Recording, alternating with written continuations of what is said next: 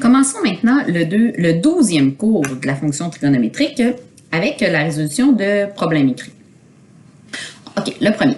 Le pendule de Galilée est un des plus anciens régulateurs de temps. Ce genre de pendule est encore utilisé aujourd'hui dans certains modèles d'horloge grand-père. Pour remonter le mécanisme de ce type de pendule, on doit placer le pendule le plus près possible d'un des côtés du caisson pour le laisser ensuite osciller librement. La distance minimale entre un côté du caisson et le pendule est de 15 cm et la distance minimale est de 65. Lorsqu'on lâche le pendule, il prend 6 secondes pour revenir à sa position initiale. Donc, autrement dit, si je fais mon petit graphique,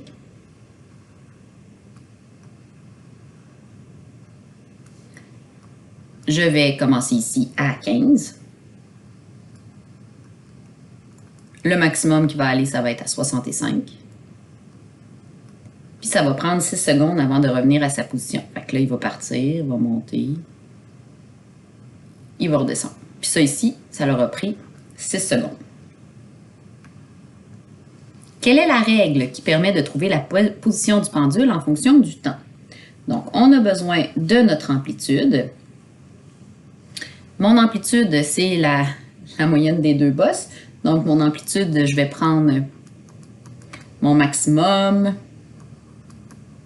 moins mon minimum. Et je divise ça par 2. Donc, mon amplitude, ça va être 25.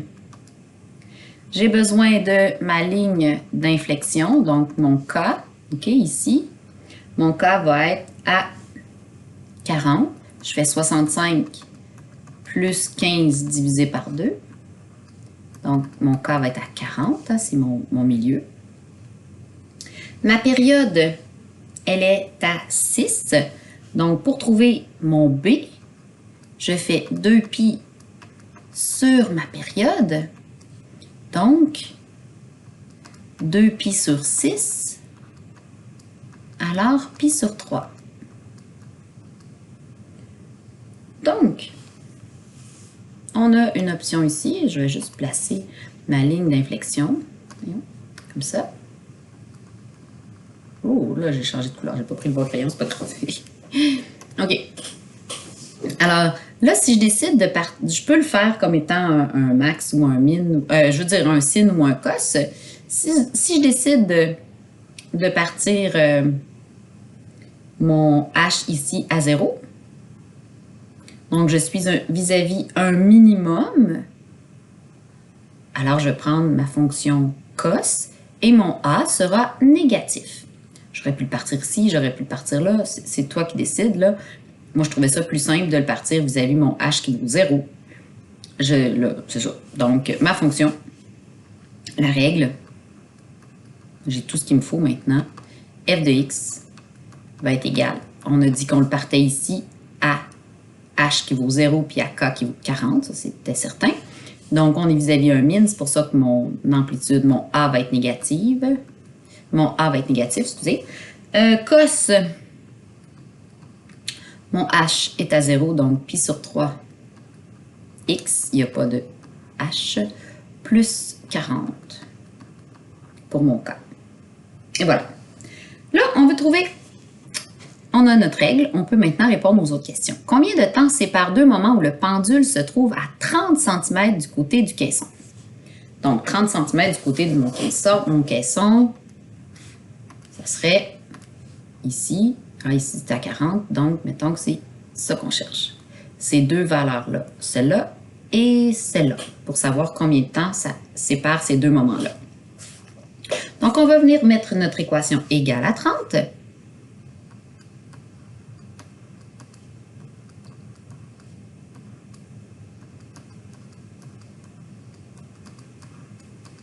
Et on va la résoudre. Donc, moins 40 de chaque côté. Alors, moins 25 cos de π sur 3 égale moins 10. On divise par moins 25.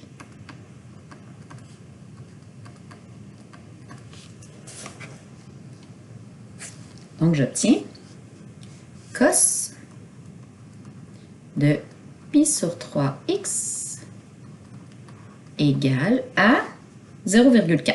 qui n'est pas un point remarquable. Donc, hein, on va faire pi sur 3, x va être égal à cos moins 1 de 0,4. Je pitonne avec ma calculatrice en radians.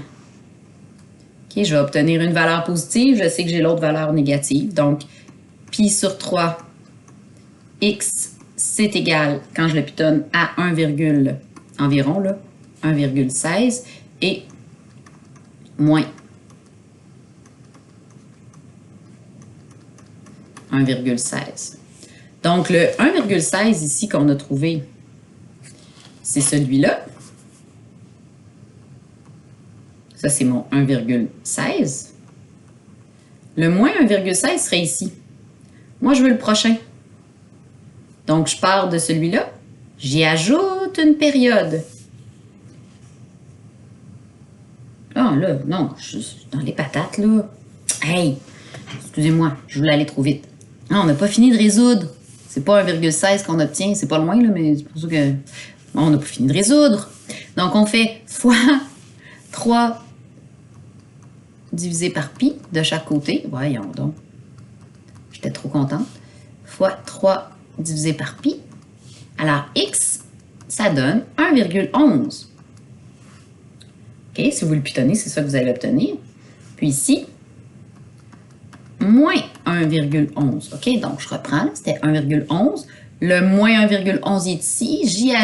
J'y ajoute une période pour aller trouver le prochain. Donc, moins 1,11 plus 6, 6 qui est une période, d'accord? OK, pour avoir le prochain point. Alors, x2 va être égal à... Là, je ne vais pas mettre mon petit 2 ici, là, parce que c'est pas tout à fait vrai que c'était le x2. Ça, c'était une valeur de x. Le x2 qui est sur mon graphique, je l'obtiens en faisant moins 1,11 plus 6. Donc, j'obtiens 4,89. Donc, la première valeur de x est là. La deuxième, ici, elle est à 4,89. La question est pendant combien de temps? Combien de temps sépare deux moments? Ou encore pendant combien de temps? Donc, le temps écoulé.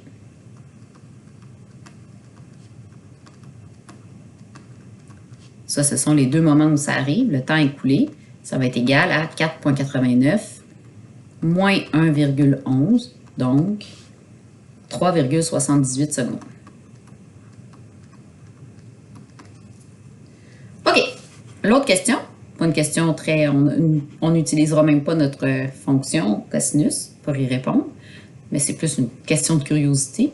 Avant de remonter le mécanisme de l'horloge, le pendule peut effectuer environ 40 000 oscillations complètes. Donc, ça va prendre combien de temps pour remonter le mécanisme? C'est quand même intéressant parce que si tu es obligé de recrinquer ton horloge à chaque heure, tu n'auras pas souvent l'heure juste. Donc, on va voir, ça prend combien de temps. Donc, on sait que ici, on peut venir trouver le temps, là. Le temps que ça prend. Bon, juste le temps, je vais juste écrire ça. Alors, je sais qu'une oscillation... Oups. Il y a une oscillation à chaque 6 secondes, parce que c'est ça ma période. Alors, si je fais 40 000 oscillations, ça prend combien de secondes? Donc, 40 000 fois 6. Je vais donc faire... Ça va prendre 240 000 secondes avant que je sois obligée de recrinquer mon horloge, mon mécanisme. Bon, 240 000 secondes, j'aimerais peut-être mieux l'avoir en jour, là, mais après combien de temps, ils ne l'ont pas spécifié. On pourrait répondre ça, 240 000 secondes, ça serait correct, là, mais on va venir le convertir en jours parce que ça va être plus intéressant. OK? Donc, dans une journée,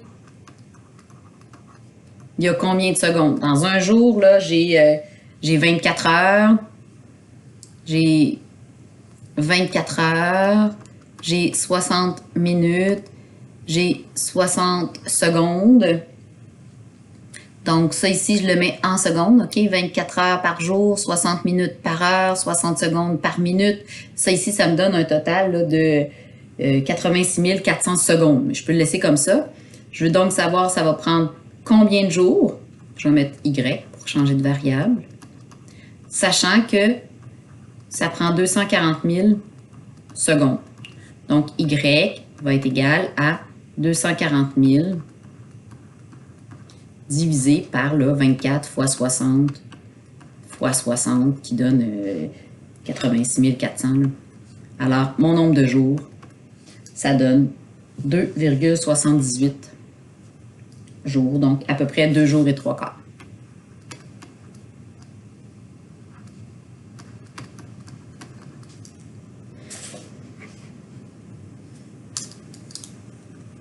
Donc environ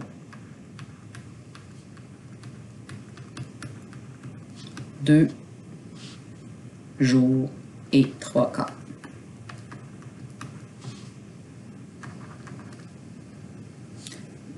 Donc, aux 2-3 quarts de journée, là, en tout cas. Voilà. OK, alors, le prochain numéro, à la page 43, je vous laisse l'essayer. Donc, faites-le en exercice, puis on reviendra faire ensemble la page 44.